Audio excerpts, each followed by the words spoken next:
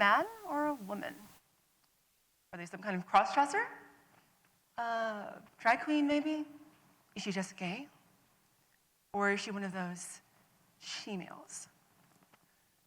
Well, as androgynous as I may appear, I certainly hope you're not thinking any of those things about me. I'll be talking to three types of people today. Those of you who are intimately, maybe painfully familiar with what I have to share. Those of you who may know next to nothing about what I'm talking about, but are eager to learn and understand. And those of you who believe that everything I have to tell you is complete nonsense. But I'm only interested in getting through to two of those types. Those of you who experience the kind of struggle, shame, hatred, discrimination, and loneliness that I and others like me do on a near daily basis. And those of you who are willing to do something about it. But first, I'd like to show you this. Known to many as a paradise island. They need to be shot, shoot them. But there are issues in this largely Christian community that lurk beneath the surface. Man was made for a woman, and a woman was made for a man. People say, well, they want to get rid of us and kill us. To be a homosexual is an abomination.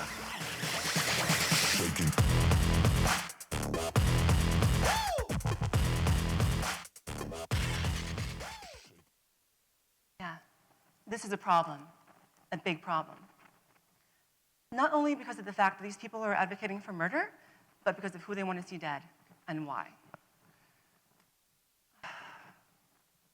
If you've lived in Cayman or any other predominantly conservative country for any considerable amount of time, I'm sure you've taken notice of how the people there view anyone who identifies as gay, lesbian, bisexual, or transgender. Or maybe you have a friend or a coworker or a family member who identifies as gay, lesbian, bisexual, or transgender. Or maybe you yourself identify as gay, lesbian, bisexual, or transgender. Or maybe you're agender, or maybe you're pansexual. And if you're any of those or anything that doesn't fall into the category of heterosexual, cisgendered, or monogamous, then you've likely been on the receiving end of the hatred, the violence that people express towards you and so many others like you around the world. If only things were so black and white, what an uncomplicated and boring world you'd be living in. Okay, so to answer some of those questions some of you may have about me, I am a woman. I am pansexual. I am polyamorous. And I'm also transgender. Does any of that make me some kind of freak? To be honest, I used to think so. I used to be so uncomfortable being myself and expressing my true gender for fear of ridicule and being cast out that it nearly drove me to suicide many times. But now I know better, and it's time we all did. I'd say there's a good chance many of you don't know what most of the terms I use to describe myself even mean. Some of you may never have even heard of them before. Well, today's your lucky day, because class is now in session. So, let's start by asking you a question. Are you a man or a woman? It's a simple question, right? If you're a man, you like wearing pants, playing football, fistfights, beer, action movies, and of course, beautiful women. If you're a woman, you like shopping, pretty dresses, cooking and cleaning, high heels and lipstick, right? Making babies, and of course, George Clooney, or Chris Hemsworth. I'm not sure who today's sexiest man is. Anyway, obviously these are all ridiculously tired cliches. Who even thinks like this anymore? And who would want anyone thinking those things about them? Without further ado, let's talk about sex. No, not that kind of sex. Sorry, but that's for another lesson.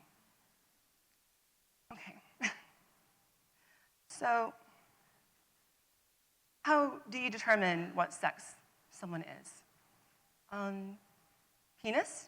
Check the M box. Vagina? Check the F box.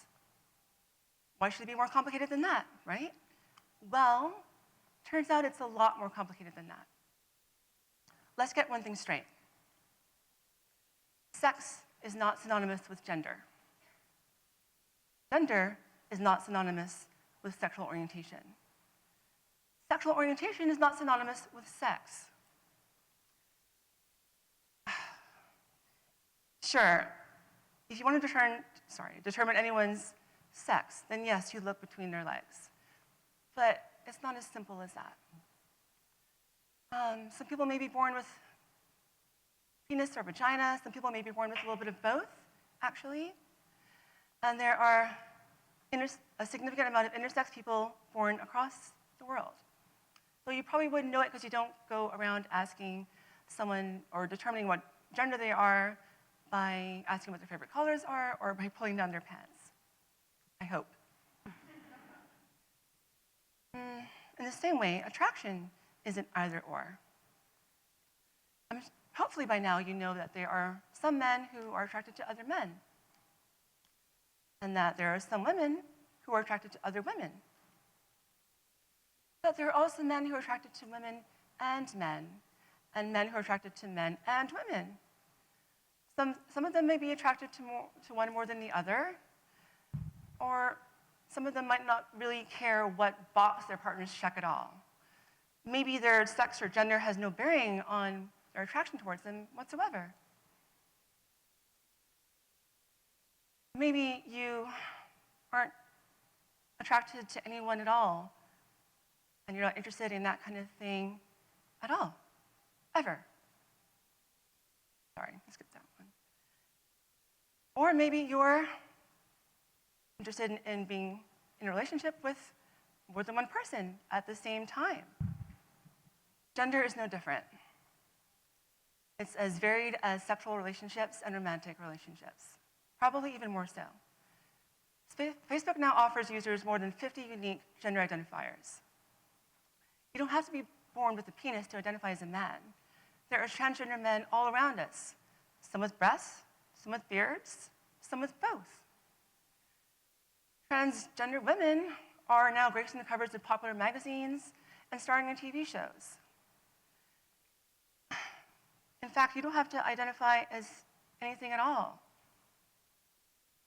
But if you do identify as a male, no one's stopping you from putting on a dress and wearing eyeliner. And if you identify as female, go ahead and have your poker nights and video games if you want to. In fact, you can act and talk and dress in any way that you want to. Your sex and gender and sexual orientation really have nothing to do with it whatsoever. So by now, you're probably thinking, and how do we determine what someone's sex or gender or whatever is? Well, the answer to that question is pretty simple. It's none of your business. You probably don't know their shoe size or their mother's maiden name either. If they feel the need to tell you, they will. And if you feel it's safe to assume, don't. We really need to stop treating each other differently based on what gender we are or who we're attracted to. If you're confused about anyone, ever at all, not sure what to make of them, unless you're in fairly good terms with them, the most you should be asking is what pronouns they prefer. And there's a good reason for that, because of the other people who I'm not talking to today. Those people who believe with every fiber of their being that my very existence is an abomination. Those people who believe that if I don't fit neatly into one of their two boxes and meet all of their expectations, that I deserve to die. I personally know what it's like to feel alone, misunderstood, hated, and ostracized just for being who you really are. I know how it feels to be cast out by your friends and your family members, to feel like there's nowhere to go, to feel like you're so consumed by the misery of it all that it nearly drives you to suicide. Believe me, I've been there. But now, I have a family of my own, 2 loving and adorable partners. I run my own business, and I dress and act and talk in any way that I want, and I love whomever I like without shame.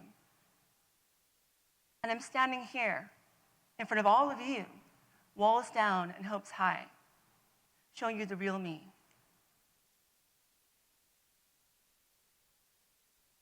It's true what they say. It gets better. And though you may feel like you're alone right now, you are not alone.